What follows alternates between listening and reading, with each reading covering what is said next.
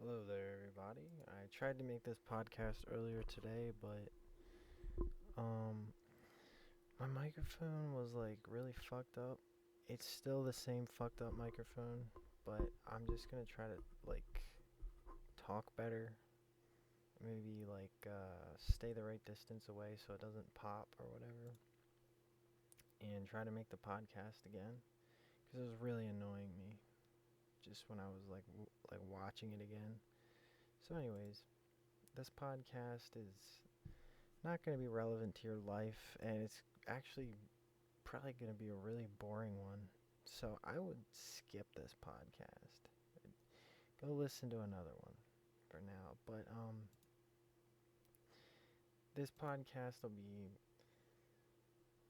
like totally not relevant to your life unless you think deep about shit, or unless you're making like an AI or something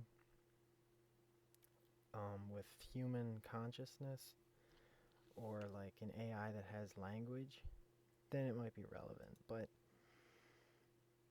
um, this podcast is about, well, back in 12th grade in English class, one time there was this interesting question posed to the class and sort of a debate over it. The question was something like, do you think ideas can exist without words? Or or do all ideas sort of like they require words, an understanding of language in order to exist? And I remember being pretty confident that ideas can exist without words. I didn't answer the question. I was kind of shy back then, but I have a feeling of an answer now. I think I can answer. And I think ideas can exist without words, but words do inspire quite a lot of ideas. It might be half and half or something, or some percentage and another percentage.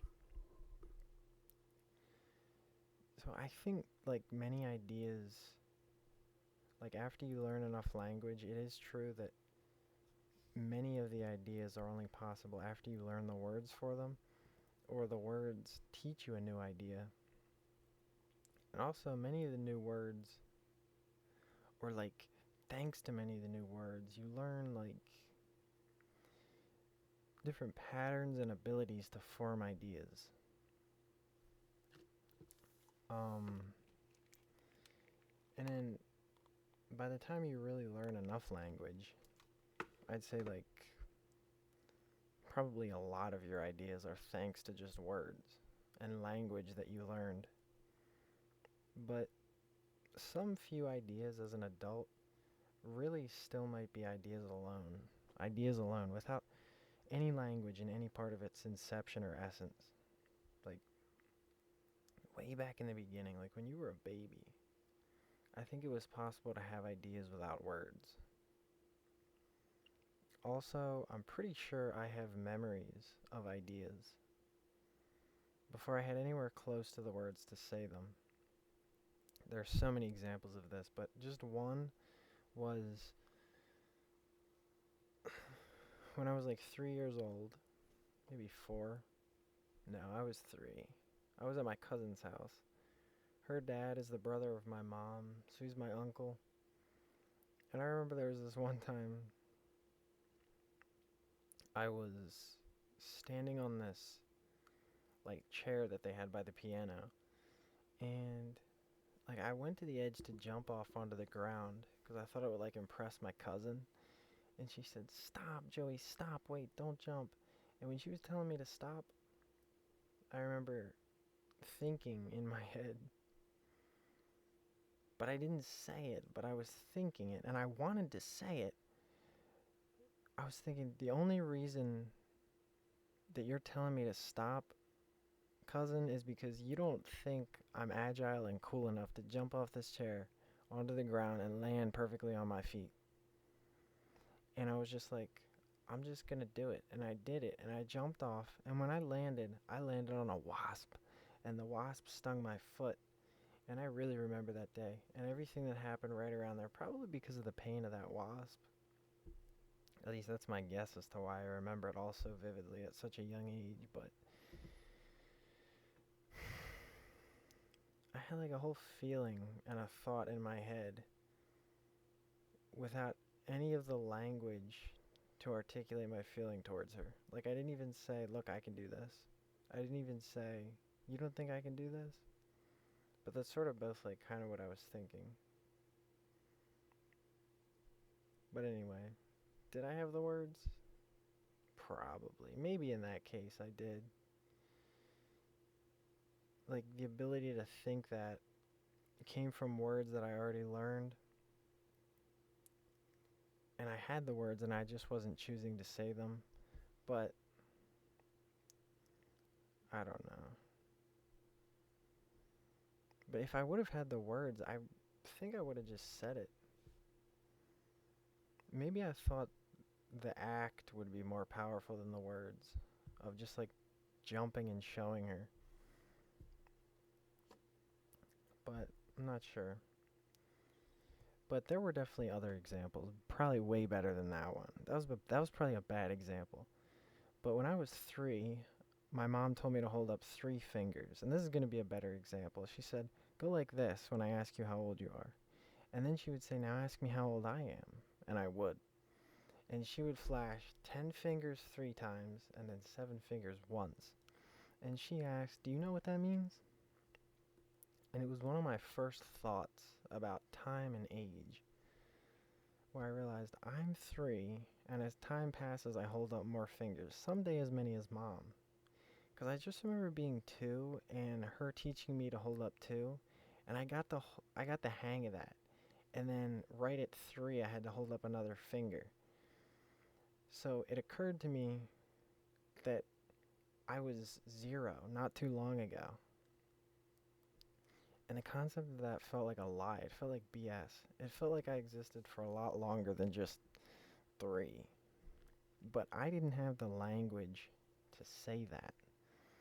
And whether it's true or not, that would be like a religious debate. Whether it's true or not, I felt that and I thought that at 3. But I didn't have the language to object to what my mom was saying. It was really one of my first philosophical thoughts that I remember. I just abstractly remember thinking there was some existence before birth, whether it was my soul or I sensed my body comes from somewhere, or I had this theory that my body was around, just not put together yet. But I literally could not explain this thought to my mom. I would have tried if I even could have begun to. By the way, your body does come from the food that you ate, which grew from minerals. So physically, fundamentally, I was right. I did exist before I was born. For so long, scattered in trillions of pieces. That scientists can prove. I can't prove the soul theory, that my soul existed before birth, but I just genuinely felt that my skepticism about non-existence was a worthy perspective on so many levels I cannot begin knowing, let alone saying. But also there's this one time, I might have been too shy to say this next example, or scared that it's inappropriate or embarrassing, since it's kind of a sexual answer. Like a weird kind of a sketchy sexual answer. Is my microphone even working? But anyways, there was also this other time when I was 3, and I was in the store with my mom, and there was this big cardboard cutout of this woman in a movie. And I remember seeing her in like a crop top, and her tummy was visible, and her belly button, and I saw it. I thought it was a private part back then, her stomach. And I remember, like, I didn't have the words to ask my mom, but I really wanted to. I wanted to ask her, is that okay? Basically. And I had this thought in my head. The thought that I remember was surprise, sort of, and shock against like what I thought was legal. And I remember having this immediate, utter doubt that my mom would understand me if I asked. Like, if I even asked her a question about it. But I didn't have the word legal. Legal was probably the word that I needed. And that's the word I was thinking. Or the meaning of the word legal is what I was thinking. But I didn't know the word legal.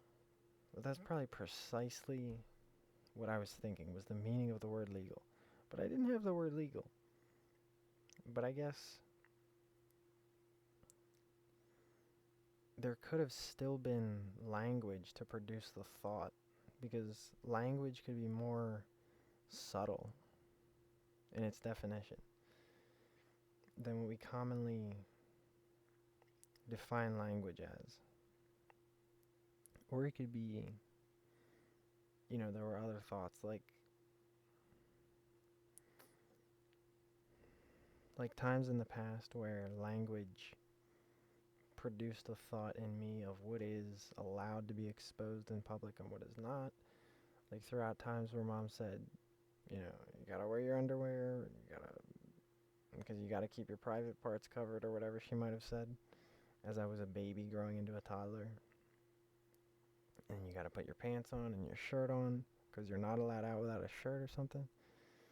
Like it might have been, like there might have still been language, But it's just, I don't know, it's tricky because I know I remember times where I could not find the words for something that I was thinking. And it's like, that does seem to imply that there's a thought without language. But still, it's like I get the debate, like the thought still debatably comes from previous, like, language that could be deep in your subconscious. But, like previous learnings of language. But then again, it's like, how could language even begin to make sense to you? From the very time you're a little infant, how could it even begin to make sense to you? Unless there's thought there to receive it. You know what I'm saying? Like when you teach a baby the words yes and no, like when it first learns the word yes and no, doesn't there have to be a thought first? And then the baby just realizes the convenience of how now it can express its own thought. It's not like the concept yes was first introduced to the baby after it learned the word yes. It's more like the word yes is like a present to the baby, that the baby unwraps and it learns the word yes, and it's like, I can say it now. I can say what I meant. Do you want apple juice? Yes. Like, we used to put this apple juice bottle in your face, little baby, and you used to turn your head away, or you used to start sucking on the bottle, which both were the essential meanings of the word yes and no, that you knew instinctually without the words. But now we have a more civil idea. You can say yes or no when we hold the apple juice bottle up. It just seems like there is a thought. There's like a thought that's bordering on feeling or emotion of yes and no that a baby would have. And that only the words yes and no help it express it. But it seems like there's a thought first. But it can get pretty deep. Like if you really get philosophical, you could almost say that the thought itself is still language. It's just not human language. It's not English language yet. But it's like the raw ability to think might still arguably be some primal language. And I guess I'll talk about this a little bit more later. But like once you actually begin speaking English,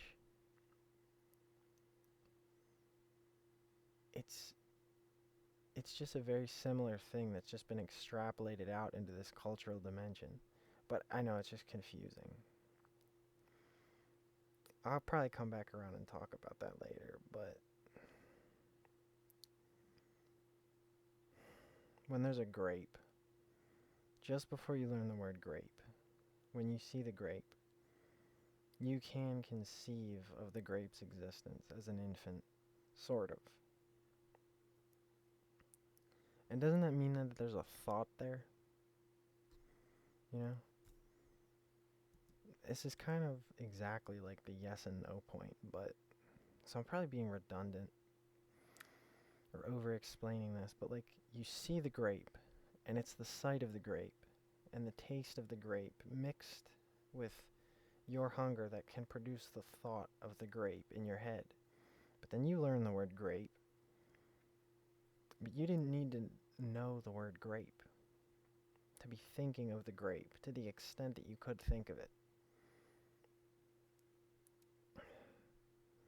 But I get the argument how, like, all of these examples of thought that I was unable to find the words to say were still provoked by language of indirect topics.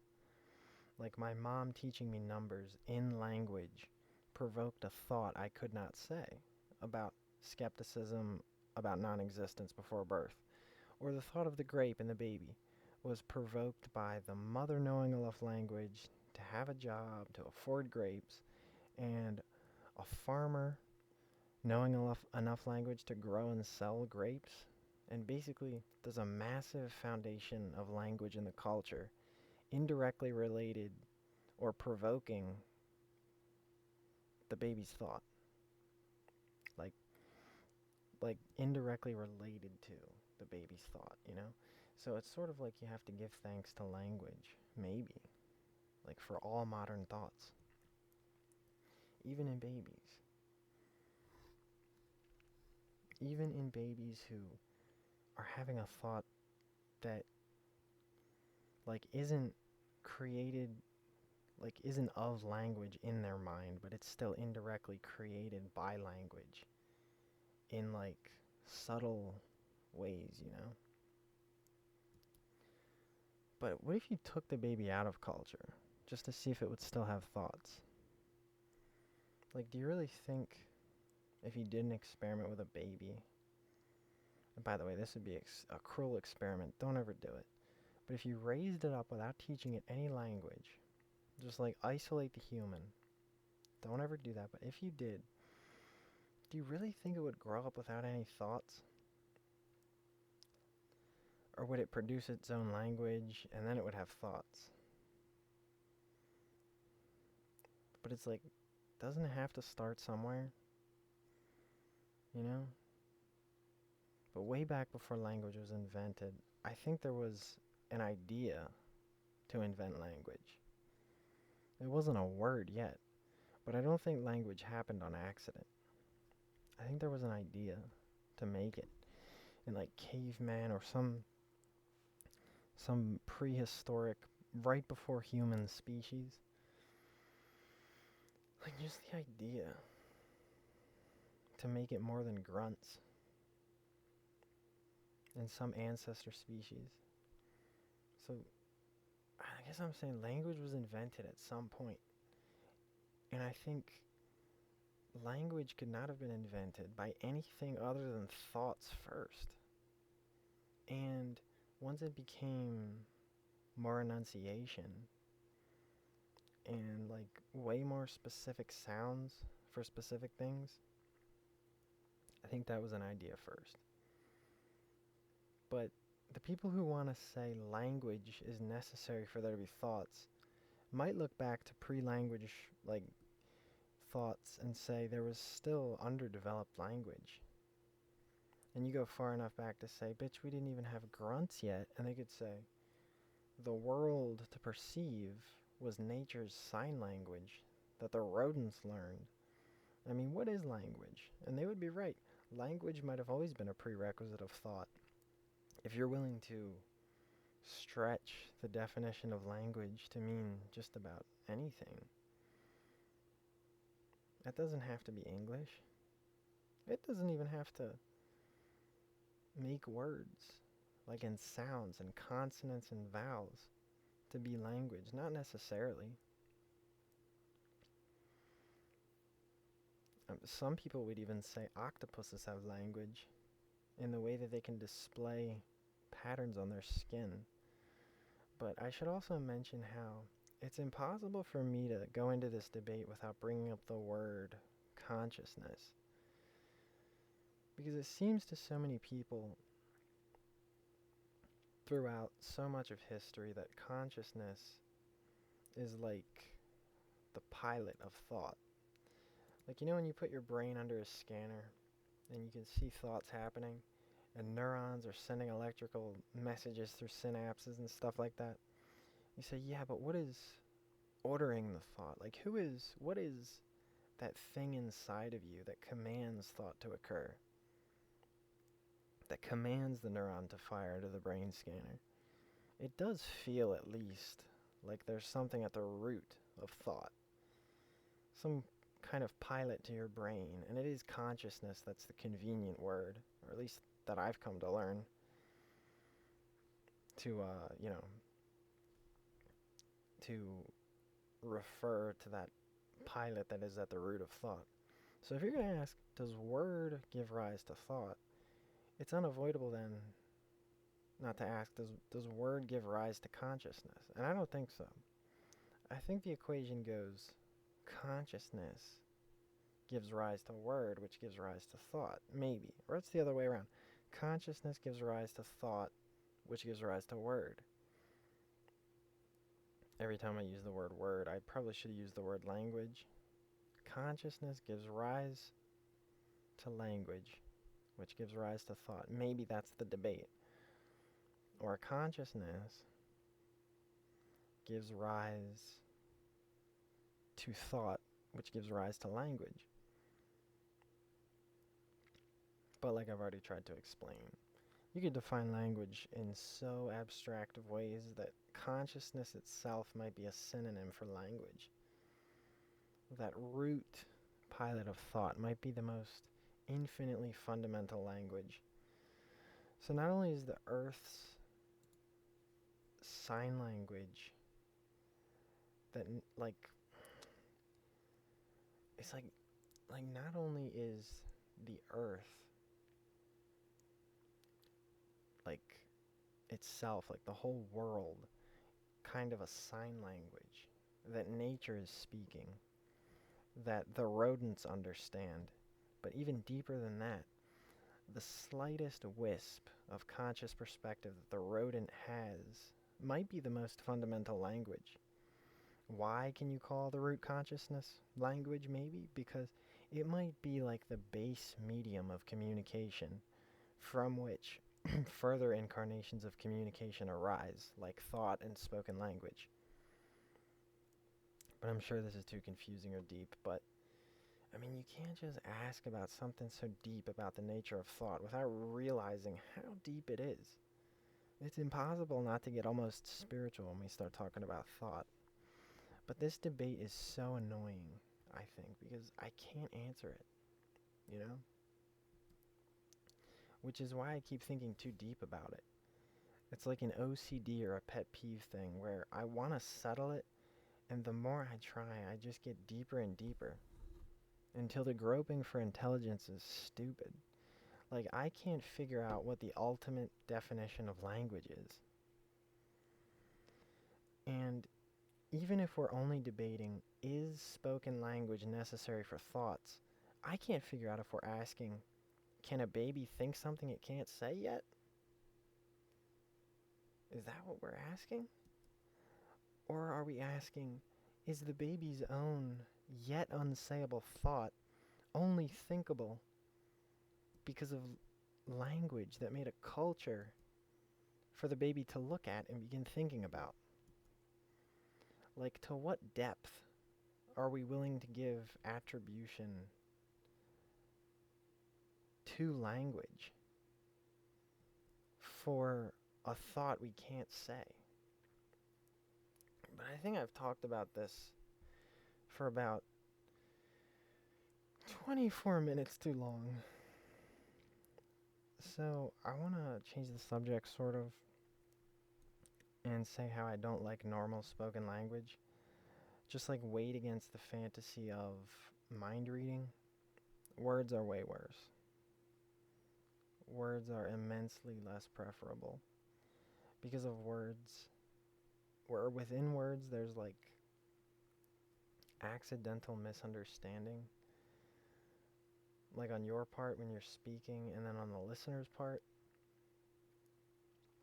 And it's kind of like this one quote from Marcel Proust's book, and it was like he said something like, when you speak, your words have to pass through this like waterfall before they, like this moving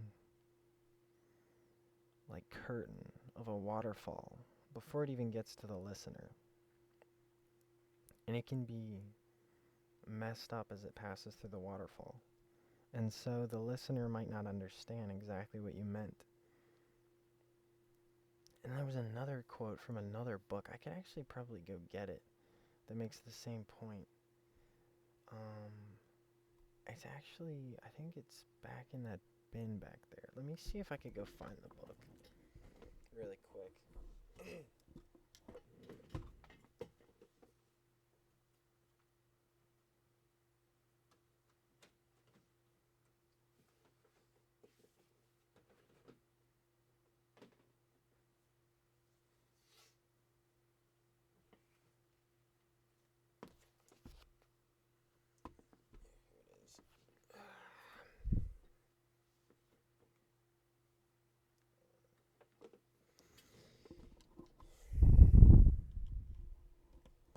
Okay, hopefully my microphone is still working.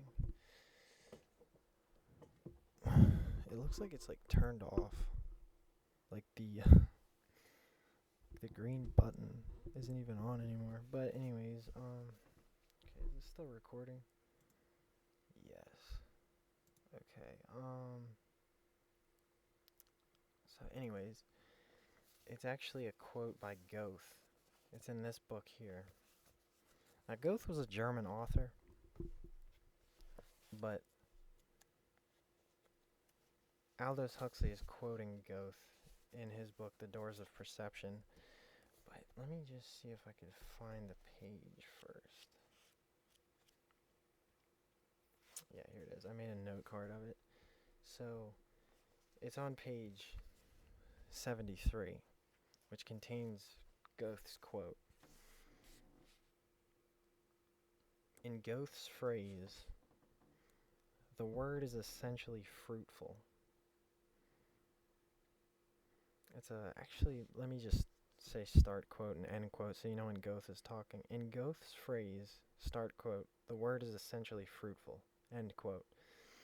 He is the man who feels that, start quote, what we perceive by the eye is foreign to us as such, and need not impress us deeply, end quote.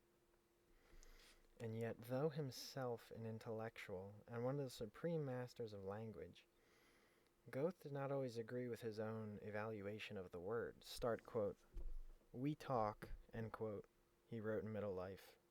Start quote, far too much. We should talk less and draw more. I personally should like to renounce speech altogether, like organic nature. Communicate everything I have to say in sketches. That fig tree, this little snake, the cocoon on my windowsill, quietly awaiting its future.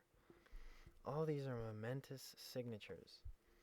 A person able to decipher their meaning properly would soon be able to dispense with the written or spoken word altogether.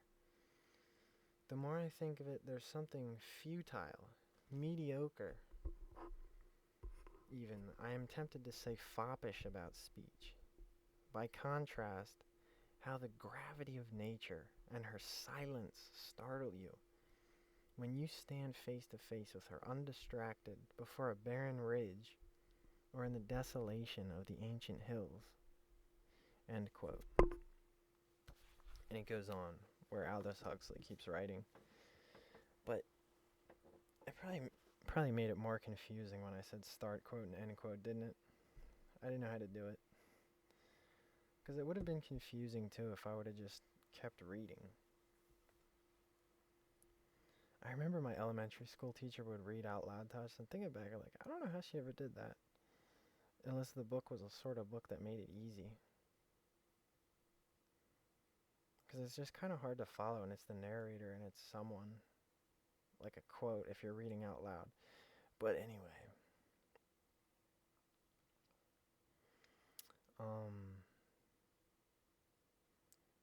I sort of agree with that, with what Goth said. Actually, I really agree with it. But I also want to say language is inferior to mind reading. If only mind reading were real. But at the same time, I know for sure language exercises my mind. Or like makes my ability to think better. So you worry for a second and you think, well, if we just renounced language, maybe our brains would all get stupid. And even though we would be able to read each other's minds, there would be stupider information. Because we renounced the one exercise, the one primary exercise, to keep our thoughts structured and orderly. Language is that primary exercise that keeps our thoughts structured and orderly. It's possible that, though, if we got rid of language, I think it's possible that our brains would still be exercised through the mind reading. So, like, right now I'm reading a book by Marcel Proust, and I know for sure that after I read this book, my thoughts are better. Or at least they're different. And I like the way that they are different. The different way that they are, I like that way. Maybe not always or every day I like it, but it's like a taste of something new. Like I read the book for a while, I set the book down, and it carries on into the next day. Like my tendency of thoughts are different. And it's like I can consider things, I think sharper. And there's like a different perspective. But what I'm trying to get at here is if the whole book could have been presented to me through some mind reading device instead of words, to the point where every single sentence that Marcel Proust tries to write,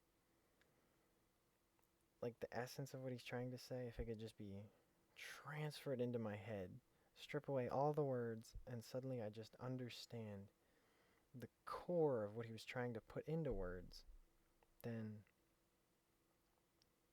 I think that would be the exercise in and of itself. But then it's like, what if he never would have thought the thought because language was necessary for him? But it's like, nah, that's just too scrambled of an argument. Because there would still be awesome thoughts if there was mind reading. They would have spawned out differently though.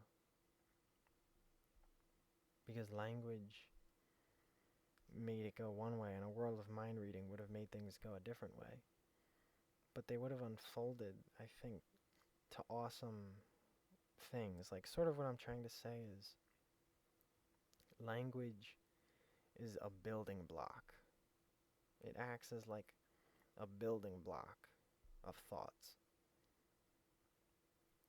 So you use language to build up your thoughts, and you pass your thoughts along, and the next person is smarter because they use language and communication with you to build up their thoughts. And so you build up thoughts over history, and eventually it reaches a guy like Marcel Proust, who, like, he learned a bunch of things from language. From all the people that he's talked to and all the stuff that he's read, it's a massive building up. But I'm suggesting that if we lived in like a mind reading world, there would still be that process of building up. It just would have all been different. You would just maybe look at somebody and zap your thought to them, and they would have that thought, and it would have built up and built up, and it would have reached that version of that Marcel Proust. and he would have quote unquote wrote his book in that parallel fantasy mind reading world, but it wouldn't be called writing a book. It would be the metaphor of writing a book. It would be, I don't even know, like, what books would be in that fantasy world. I imagine you would still have something kind of like what books are in our world. It would just be like a computer that saves your thoughts, and then the computer utilizes our natural mind reading abilities to zap the thought into your head. But I'm trying to say we would still have like vast, impressive, structured thoughts without language, if only we could mind read. Or you could even say that in that fantasy world, mind reading might be language, since, like I already tried to explain, language might be defined in ridiculously abstract ways. And we could let go of language, at least our normal understanding of language that is vocal, and we could still have all of the vast and impressive structured thoughts that normal language once allowed, or that mouthed language once made possible. And someday I think we might invent a technology to read each other's minds. Way in the future though, right? We're nowhere near capable of that yet.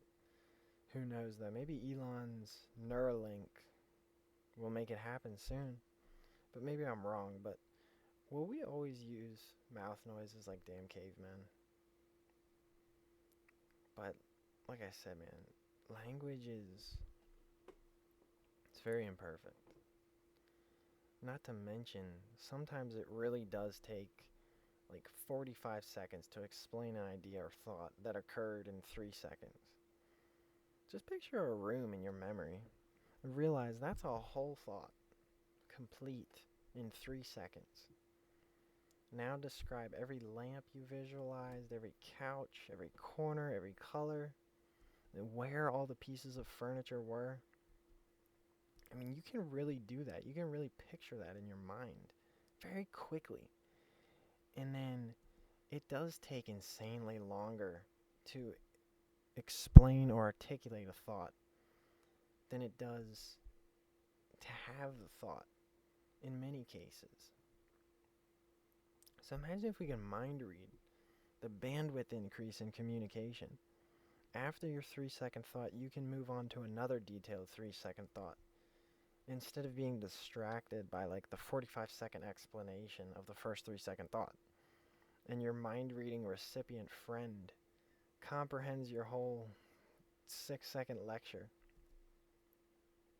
It would be way more efficient of a communication to mind read, or just to have some like ability for a person to like see what you're visualizing and then just immediately understand like the idea or the meaning or the theory inside of your head that you would normally attempt to put into words. And like the feeling inside of you. I mean, mind reading would definitely be better. As long as we could, it would be more efficient, you know? As long as we could keep our minds disciplined though, and structured and orderly without the spoken language. But I notice when I read how imperfect interpreting is. So it's not just the speaker, but it's also the listener or the interpreter. Both of those things, both of those components, speaking and listening, are the essence of language, or the essence of linguistic communication. It's speaking and listening, speaking and interpreting. Both of those components have imperfections. So even if you're perfect at the speaking part, or the choosing word part, you still have to hope that the listener or the interpreter is doing their part. Like when I read a book, I even intend to perceive and contemplate the words, and I can't even do it when I intend to do it, when I really, really am trying to and I want to. My brain gets sidetracked when I'm trying to grasp the language that's there. And so sometimes I have to reread it. But anyways, normal spoken language is all we have to work with for now. And probably for my whole life and as I know it. But I guess that's the end of this podcast. It was a really long